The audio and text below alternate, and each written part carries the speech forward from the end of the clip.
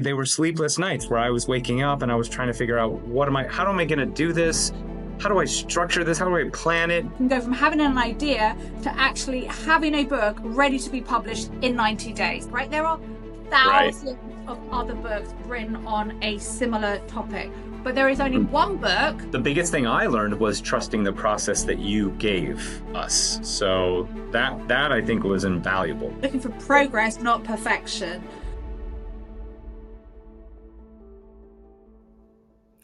All right, I am so pumped and excited because I have a very good friend of mine who is a brilliant mind, an empathetic human, and just one of the greatest out there. This is Shaa Wasmund, and I wanted to do this interview with Shaa today on a couple for a couple reasons. One, Shaa and I got together a few years ago, maybe 4 years ago. Geez, man, it's a long time.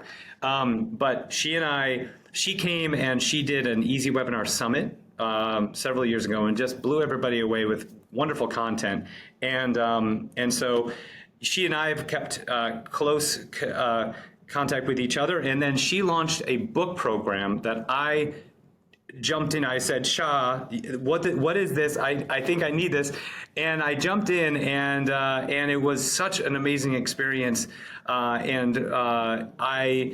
Because of Shaa's program, because of like working with her framework and things like that, I was able to actually get this book off the ground, the first book, and then we're working on a second one right now. So anyway, that's why I wanted to bring Shaa in, and so Shaa, thank you for coming in today and doing this interview.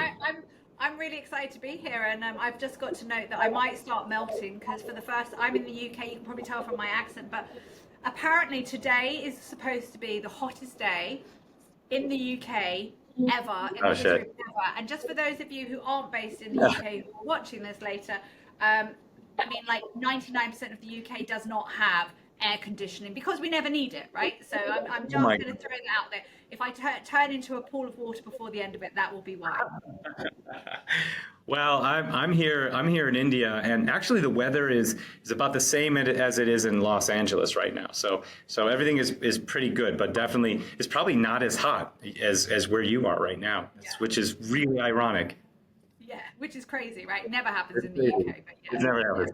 I'm excited to talk to you, Casey. Okay, well, I want to jump in because I was before I saw that you had this program. This thing was bugging the shit out of me. This thing where I was like, I had a good portion of this thing written, but I didn't have the final pieces, and then I had this idea for another book that also was a plan to launch, and they were sleepless nights where I was waking up and I was trying to figure out how am I going to do this? How do I structure this? How do I plan it? Am I creating the right type of content? So I wanted to bring you on so we could talk about these things, talk about some of the things I think that people have, really I want to demystify this book stuff, right? And I want to ask you, because for me, I think it was like, I want to do a book, and it was like, I kept pushing it off, right? I was like, I want to do a book, but it feels like too big, too heavy. It's going to take too much time. Can I justify the time? Is it going to give me an ROI? Is it really going to help me make more money? All of these things that people think. Yeah, and that was kind of like the nagging thing is. So what is one of the biggest hesitations you think people have for just getting started? Like, is it that? Is it the just the unknown, or it's too big of a idea, or? I think the top three, and in this order, number one, I don't have the time. People think it's going to take them way more time than it actually is, because as you know from being in the program, you can go from having an idea to actually having a book in your hands ready to print in 90 days. And what's the reason why people think that it's going to take more time than it does is because most people start writing a book with no structure. So they don't have a framework, they don't have a path to follow. And so they are typically looking at a blank screen or a blank sheet of paper, and that's hard work. That does take a lot of time. And so, you know, I've sold over 500,000 books, and we've helped thousands and thousands of entrepreneurs write books. And over the years, what we know to be true is that if you build out almost like a color by number framework for people to follow to write their books, it's super simple, and it literally works every time, because you take that, you know, the moment where they call it writer's block, where you're just stuck staring at a screen, you remove all of that through just mapping it out in advance. And so I think that the way I look at writing books, whether it's for myself or for helping someone like you, we don't start just writing a book. That's not what we do. We start by, you know, spending time thinking, what's this book for?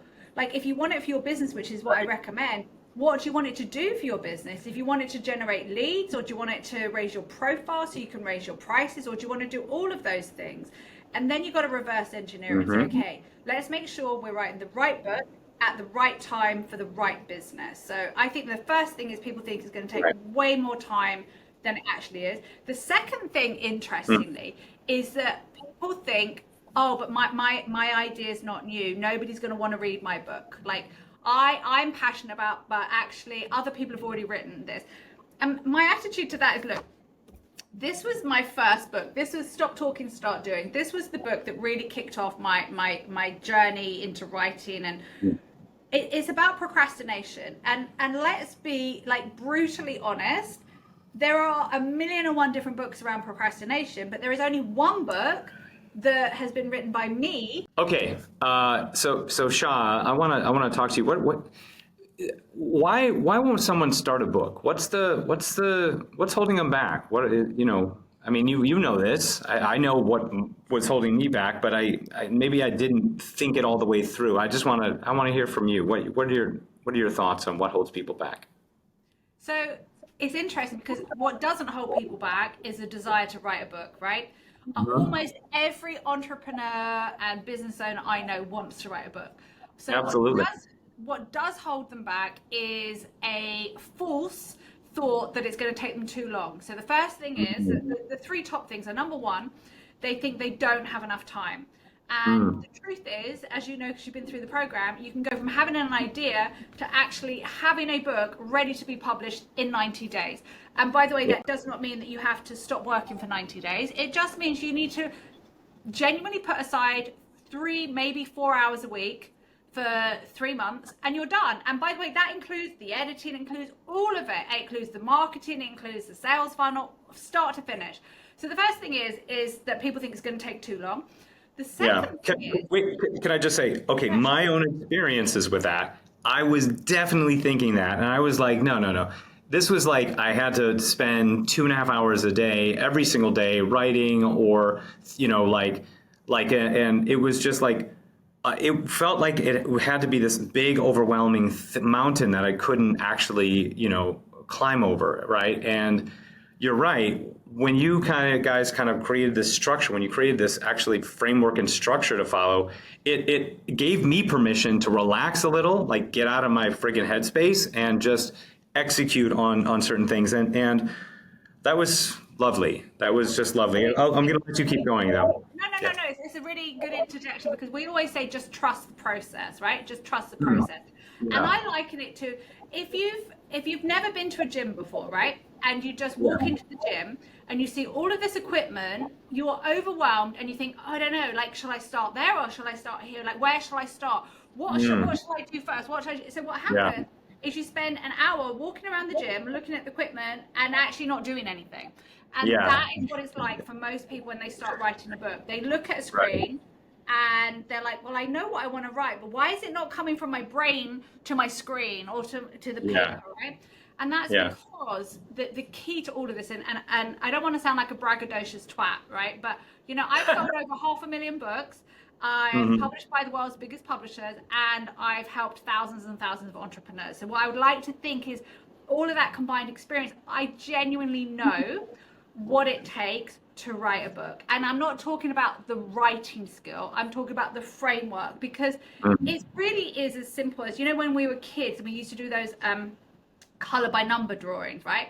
I could Yeah. never draw a horse, but I could follow 1, 2, 3, and before you know it, if I trust the process, at the end of Yeah. it, I've got a horse. Are you on a Honestly, horse? honestly, the same thing is true for writing a book. Mhm. But the second thing is, the second reason why people don't go from wanting to write in a book to actually writing a book is this fallacy that it's been done before, that Mm. somebody else has already written it, that nobody's really going to care about what I think about this topic because all these other people have already written it. And what I always say to people is, I use this example. So this was my first book, Stop Talking, Start Doing, and it's about procrastination. And Mhm. it's interesting because I know that when I start to self-sabotage, my trigger is I start to procrastinate. So so that's why I wrote the book on it, right? It's lived experience. But Right. this was not the first book on procrastination or time management. It wasn't, and it definitely won't be the last book, right? There are Right. thousands of other books written on a similar topic, but there is only Mm. one book written with my kind of Voice. insights into it, with Insight. my voice, with my experience. Mhm. The same is Mm. true for you, and the same is true for anyone who writes a book. So I think that's the second biggest challenge is people think, Wow. oh, I wasn't good at English at school and nobody wants to listen to my voice and the topic's already been covered. And honestly, just all of those things aren't true. And then the third reason is because they haven't yet figured out how to make the book truly work for their business. And for me, that's the Mm. easiest of them all, because getting a book to work for your business, to drive leads, to raise your profile, to raise your prices is like, that's light work. That's the easiest part of the whole equation. That's funny because a lot of people think that's the hardest part of the equation, right? Yeah. But once you have the book, it's the calling card. It's the thing that you can sort of hang your hat on. And what I really love about what you've also done, when I was talking with you and going through the program, it was about like, what's the use case of the book, right? What are you trying to do with this thing? What is it intended, as you just said, to generate leads, or is it intended to raise your profile? Where's the ROI in the book, right? And for us, after I got a little clear on that, we used it we used some chapters of it as a lead magnet, which then helped to drive people into a launch. And I think the book certainly helped with sort of setting that authority, and sort of getting to that point. So So let's yeah, yeah, let's look at it this way, Casey. Do you listen to podcasts? yeah, of course. Okay, so give me a couple of your favorite podcasts that you listen to. Um, I love. Let's see. What's the Ideally, mainstream ones that other people would probably listen to. Yeah. Uh, what's the one where they're Smartless? I love that podcast. I listen to some personal Do development. you listen to Diary of a CEO with Stephen Bartlett? No, well, yeah, Stephen Bartlett has the video podcast. I definitely have, it's like I watch them, on other, other platforms, but not necessarily Okay, listening so to I it. get that. So the reason Mhm. I'm asking is this, and I want everybody who is listening to this to think about this for themselves.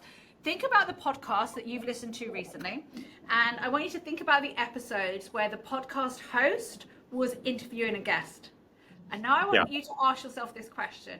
How many of those podcast guests had a book? Yeah. Almost 90% of them. Well, and then that's how they find Exactly. That's how they get the podcast. So if you're right. listening to this and you're thinking, I need to grow my audience, I need to be more visible, but I don't really want to do social media. I've got a love-hate relationship with social media, but I'm stuck. Mhm. How do I, build an email list? You do all of this by getting a book, because the book, this and this and this, Mhm. these are calling cards that get you onto the podcast.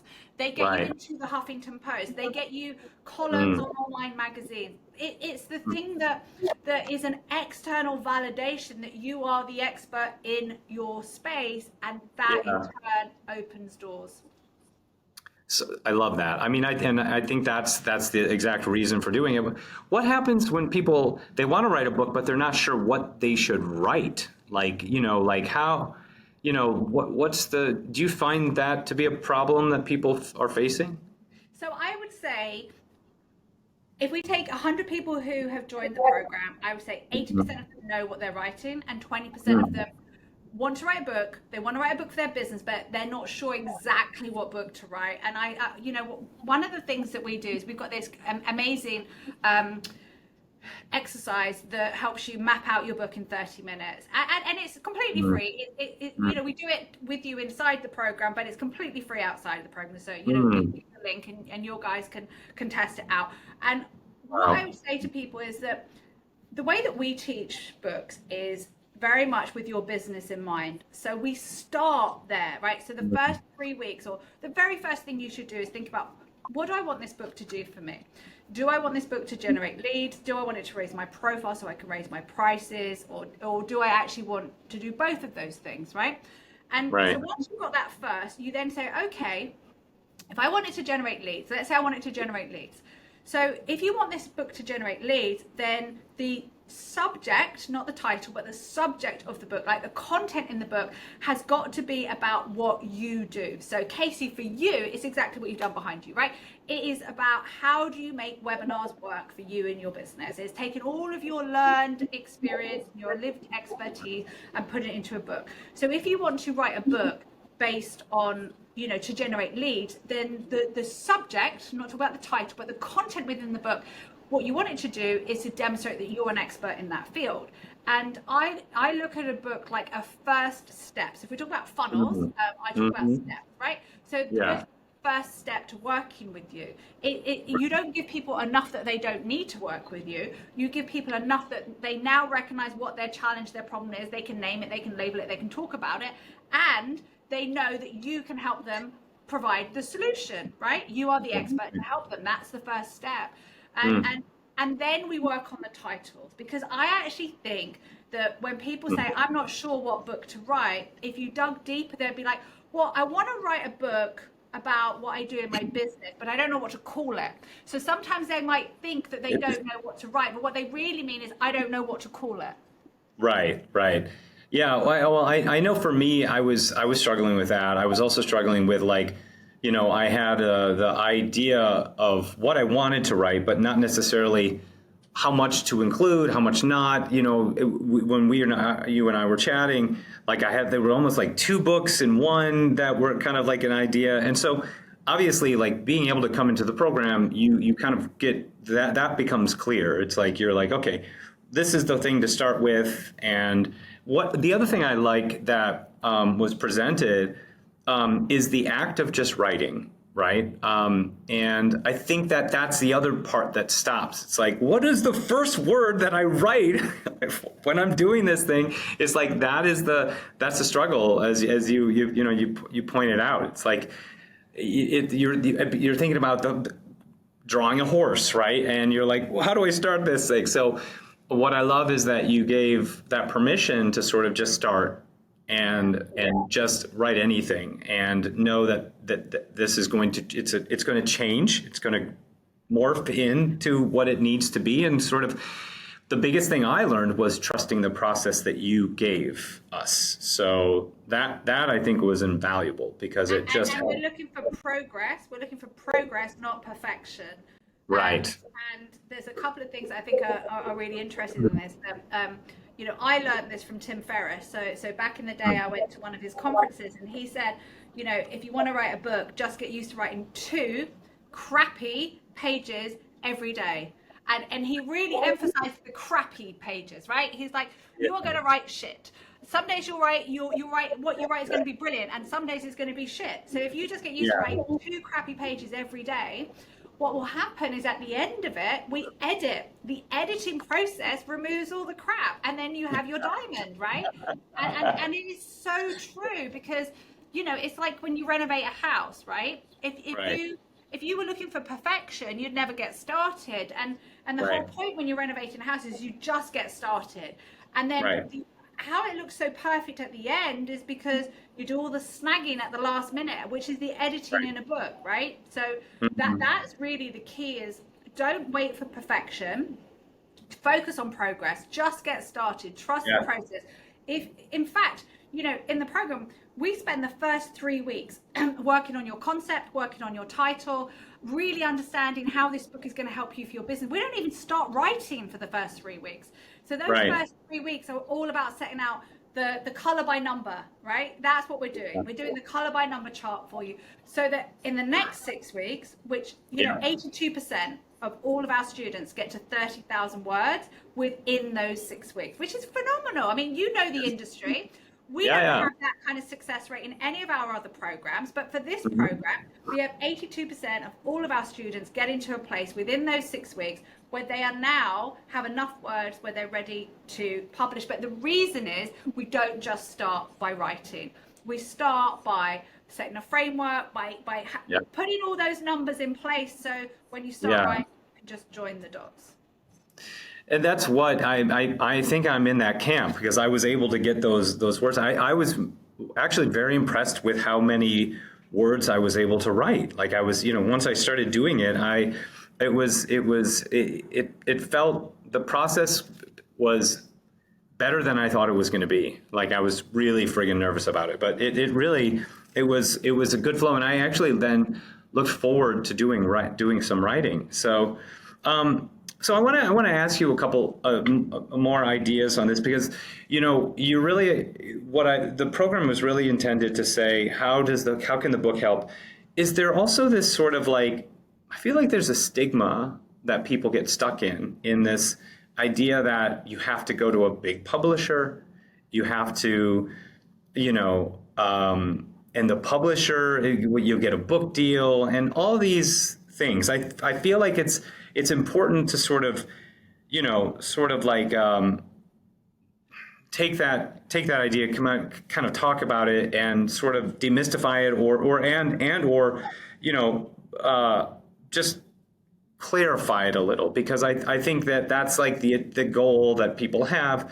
And but obviously, like, do you need, is that the goal you're shooting for? And oftentimes, in what I've discovered in your program, is it's not the case all the time. It's like it looks and sounds great, but it might not be the thing that you want to pursue. And do you want to talk on that for a second? Yeah, I'd love to talk about it. And interestingly, I'm going to start with saying, to my knowledge, we are the only program that actually works with the big publishing houses. They may have their own internal programs, but as an independent, we are the only program that actually works with the big publishers. We work with Hay House, we work with Penguin. They're actually now owned by the same company. We work with Wiley.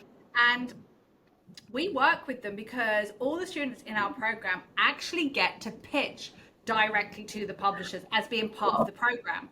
So I'm going to start with that, because I want to frame it by saying, having access to the publishers is fantastic. And it's, again, as far as I'm aware, we are the only program that that provides that. But now I'm going to say, however, right? However, the reality is that I would say for 95% of the people who go through our programs, and I would say for 95% of those who are listening and watching this, a traditional publisher will not be the best path for you, or at least not the best first path. And there are multiple reasons for that. Number one, you have no control over whether they take you or not. So it's, they are looking for very specific things, and your thing may not be a perfect match for them right now. It might be in 2 years' time, but right now they are looking for this very specific thing. And unless you meet that criteria, you won't be eligible. The other thing is that publishers now today are usually looking for people who already have a platform, because contrary to popular belief, the big publishers still expect you to do a lot of the marketing now, right? And that didn't used to be the case. But I think the most important thing is that what people don't understand is, if you are writing a book to drive leads and to increase your visibility in your profile so you can increase your prices, you typically probably want to do that now, right? Like you're doing this because you want the impact, the positive impact of the book now, not in 18 months' time.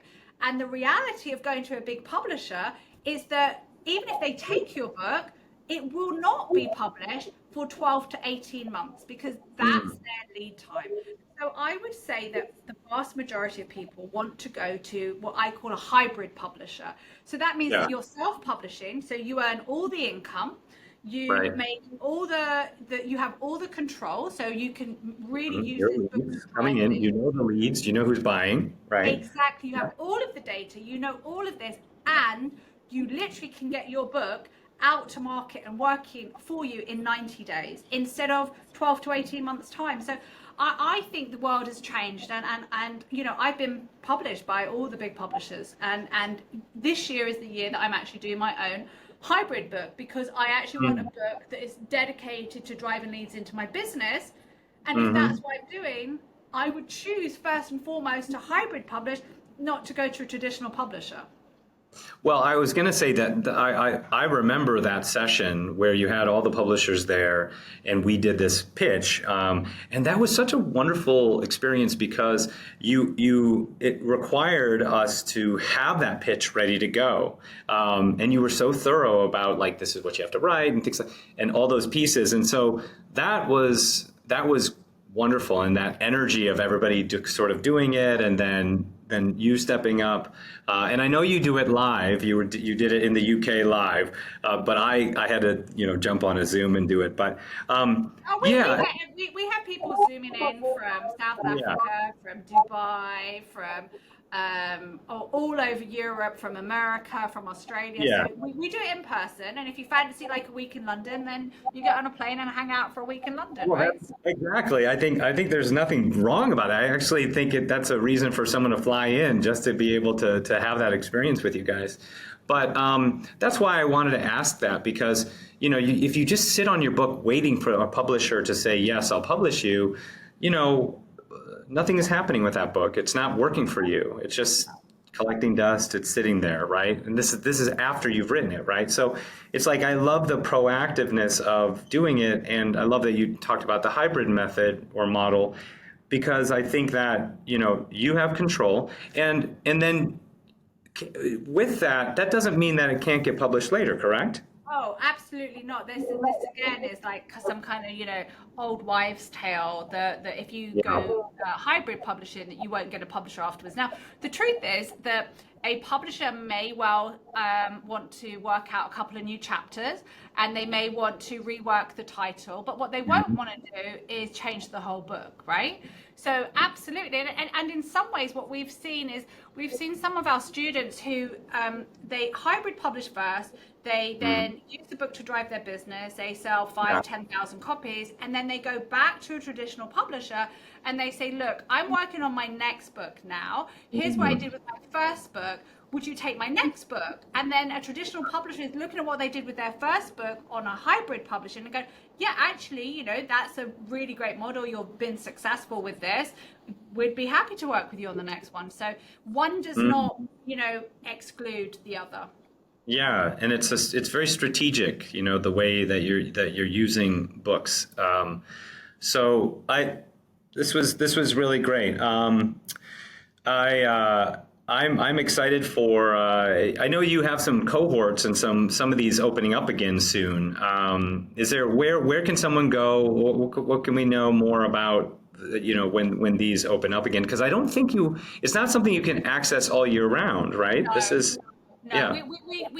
we typically do 2 cohorts a year, and the reason for that is because we teach the program live, and you've been through the program, so one of the things that I'm so proud of about the program isn't just that we have an 82% success rate, which I think is phenomenal for any training and program, but I think that's due to the way that we run the program. So parts of the program are a self-study, so you can go at your own self-pace, but the bulk of the program is live. So you have live coaching every single week, you have an accountability coach, you have a writing coach, and then everybody has access to both myself and the whole team every single week to send in video ask questions, which I love. And I'm sure you guys use video ask probably more than we do in the UK. And it's where if you get stuck, you just send me a video or an audio or a text saying, hey, Shaa, I'm stuck with this. Can you help me? And you Yeah. get that kind of hand holding to make sure no one's left behind and everybody's moving forward. So I think the best way for everybody to find out is we can set up a direct link for you guys for when our next cohort is. And Yeah. I can tell you what that is now, or you can add it to the links. What would you like me to do? Well, we'll talk about it. We'll get something, and I think what the goal would be that we would get maybe something on the books and to do specifically with our audience and stuff like that. So, guys, you'll hear about it. You'll know about it when we launch it out. So, Shaa, I just wanted to thank you for the time today. This was awesome. I know you're probably dying of heat in your office right now. So, thanks for putting up with the heat and we had a technical issue. You guys probably don't even know about it, but we dealt with that too. So, well, and I'm so proud because behind you I can see your book up there, and honestly, that is one of the great things about books. Because if you think about social media, this is what we do with social media, right? We have our phones, we scroll. Do you actually remember anything you saw on social media yesterday? Because I don't. I can't think of a single thing because it's just come in one ear and out the other. But if I said to you, Casey, can you name me, your top 3 favorite books? Yes, I can. Yeah, I'm not as other people are. Damn it. No. But you get the point, right? So if somebody says to me, what are your 3 top favorite books? I would say it's an oldie but a goldie. The Magic of Thinking Big by David Schwartz. Another one would be Hustle Harder, Hustle Smarter by Curtis Jackson, otherwise known as 50 Cent. Another one would be The Celestine Prophecy. So the key thing is we all can remember. We can all remember books that we read. We can't remember social media. So the thing about having a book is it's a physical thing, even if you read it on a Kindle. Most people, by the way, don't know if you knew this stat, but most people who buy Kindle books also buy a physical copy. So they might read on a Kindle, but they have, and holding something in your hands, like, I know it sounds corny, but, a book has a much longer shelf life in somebody's memory than social media. And you think how many hours we put or waste in social media? If you put a fraction of that time into writing your book, you would have something that you could reuse and repurpose for the next 3 to 5 years. And books just we build a very different relationship with a book than we do with social media. Yeah, no, I think you're right. I think that we covet the things that we really love, and my brain, when I'm put on the spot, I literally can't think. But like Breathe comes to mind. I had a book by Ogilvy on the desk that we were reading. So like, I have certain books that I absolutely love. So yeah. But you're right. You just remember those, and you remember the things you read when you were a kid too. Of course you do. James and the Giant Peach would be one of mine, right? So and my point being is that I just want people to really understand that you invest so much time and effort into social media, and it's here and it's gone, and it's so much harder to maintain algorithms and traction on social media than it ever used to be. Just put a fraction of that time into writing a book, and it will reap you so many more rewards. Well, it's also when you write a book, it's there and it's legacy. It's like, it's yours that you can that's just it's now out there, right? Like it's a tangible thing that's out there. It's your words laid out for an audience to listen to or read. And you pass it down to your family. They can have it. So I think that's the other power of it. It's something tangible that's going to be there forever. Really. So, yeah. Oh, Shaa, thank you so much. This was great. And I look forward to coming to see you guys in LA soon. Yes, I know. We want to have you. We'll be back at the end of the summer. So please come on back. Bring your husband, let's. I will do. And Jet, because I know that Jet wants to interview you for his podcast. Oh yeah, that's right. He was even out in LA at one point, wasn't he? He was. I think we missed each other. Yeah. He was interviewing a guy called Bill Bellamy, who was the founder of Def Comedy Jam, or the co-founder of Def Comedy Jam, and he's doing good. That's great. He had Bill Bellamy. That's awesome. Yeah. That's so cool. That's really cool. All right. Well, yes, come to LA. We'll take you to all the places, just like when I was in the UK. You took me to some amazing restaurants and stuff. So. Perfect. All right. Thanks, love. Thank. Yep. Bye bye, everybody.